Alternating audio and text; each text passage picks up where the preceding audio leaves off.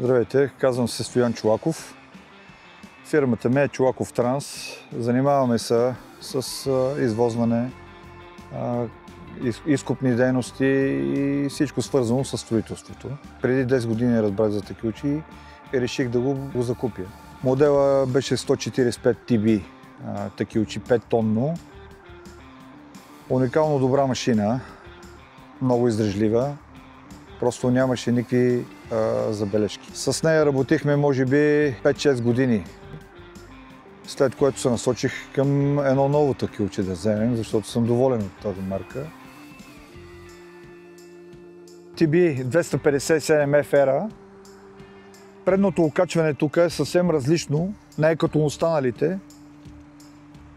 Просто позволява тази стрела да се върти около, самия багер да се върти около оста си и да работи на максимално, да се приближава стрелата. Доста по-усилена от другите машини. Правена е много истински. Трета година я караме, няма абсолютно никакви луфтове. Машината е 6 тонна. От гледна точка на работата, може спокойно да смея да твърда, че силата на работа е повече от един комбиниран багер. Направих няколко сравнения с други марки машини. Разликата между такючи и може да се каже, че е като Мерцес и всички останали коли. Такючи е номер едно за мене, като багер,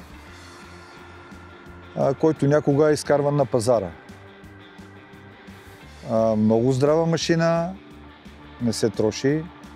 Такючи е оборудвано с всичко, което може да се оборудва една машина като вид техника, за да може да се работи. Относно двигатели, хидравлици, такюче е много по-силна машина от останалите. Просто е направена, измислена е. Агрегатите, всичко е много добре направено, те не се трошат на практика.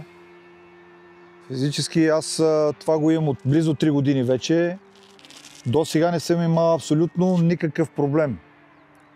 С старата ми машина сме работили няколко години и там също, но то, нали, зависи от човека, който ще ги кара.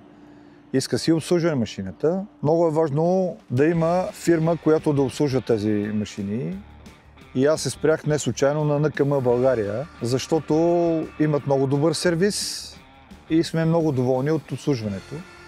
Поддръжката на машината следи се, има сателитно наблюдение, когато има нещо неизправно, обаждат ми се по телефона. Нещо, което дори да не сме го забелязали ние, те ни го съобщават. Това е много добре за комуникация и всичко. Просто на ниво.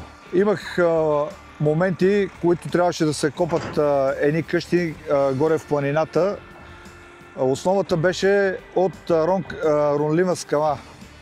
Няколко багера се отказаха, а с тази машина просто ги изкопахме. Основите. Самите помпи са много истински, много добре направени. Силата им е много голяма. Качвал съм се и на други багери, нямат тази сила, нямат тази бързина. Такючето багера и е мечта за всеки като нас строител.